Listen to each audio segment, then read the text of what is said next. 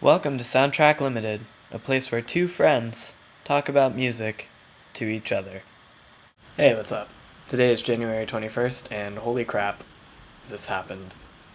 Thanks to Factory Floor and DFA for sharing that video. We weren't expecting you guys to see it, so it's awesome that you did. I'm just going to change into a shirt that looks less like my skin tone, and then we'll start this video proper. 3, 2, 1.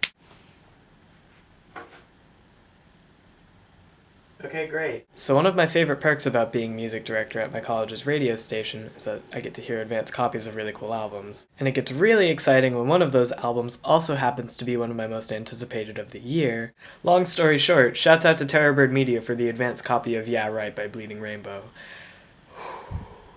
I've been really hyped on this band ever since I saw them at CMJ in October, so now I'm going to talk about their new album. Comes out January 29th on K9. So these guys were formerly known as Reading Rainbow, and they are a noise pop quartet from Philadelphia. Don't you know?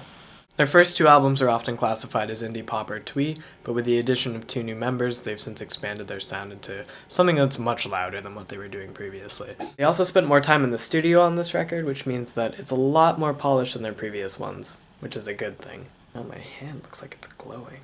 So the album starts with the song Go Ahead, which opens up with probably the quietest moment on this record before it explodes. You have a couple of verses that sound like they were taken out of a teenage diary, and then it just rips into this crunchy, constantly accelerating outro, which is awesome. All these guitar layers start coming in, there's a lot of fuzz and feedback, and it gets to be really overwhelming, but you have Sarah Everton's vocal in the middle just grounding everything.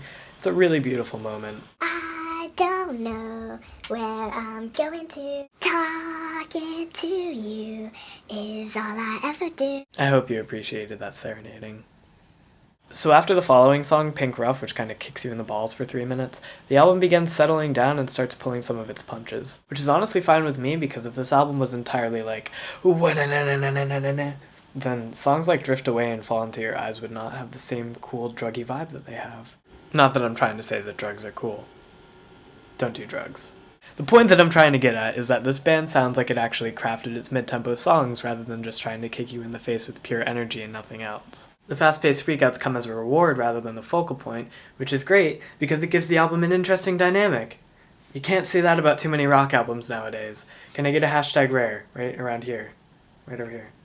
Thank you. So the best example of this contrast comes at the very end of this album, which is Cover the Sky into Get Lost. And Cover the Sky is probably the closest this album gets to a ballad. It's a sweet track. It's gentle, it's psychedelic, it's great. And then Get Lost barges in and it's just like, this is the moment you've all been waiting for. We already showed you at the beginning of this album that we can do crazy cool fast stuff, and now we're gonna do like a few more minutes of crazy cool fast stuff. Okay, here we go. 3, 2, 1. It's unrelenting, it's rapid fire, a little bit sunshiny at the beginning, but by the end, ow, my ears. It hurts, but it's great. What else do I enjoy about this album? The lyrics are really simple, but often really deep and introspective.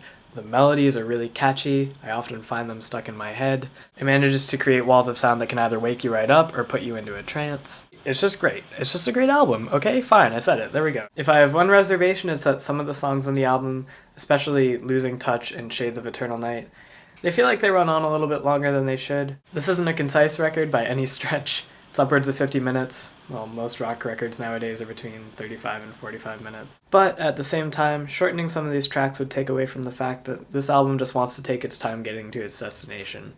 Which is just fine if you ask me. And that is what I have to say on the new Bleeding Rainbow record. I give it a you should definitely listen to it out of 10. Which is not a number. Robert, I gave a listen to Cruisin' with Ruben and the Jets by Frank Zappa per your request on Thursday, and I have to say that it did not turn me into a Zappa fan, like you might have wanted it to. I can appreciate how weird he was back then, but I don't know, this record just didn't really do anything for me. This is coming from someone who, like, enjoys listening to doo-wop whenever it comes on, so I don't know, I'm sorry, you can't win them all, I guess. For Thursday, I'm going to have you try out Better Luck Next Life by Royal Baths. They're a psych rock group, and they make stuff that kind of sounds like the Velvet Underground if they were stuck in a permanent K-hole. And that is the end of this video. Robert, I'll see you on Thursday. Bye, everyone.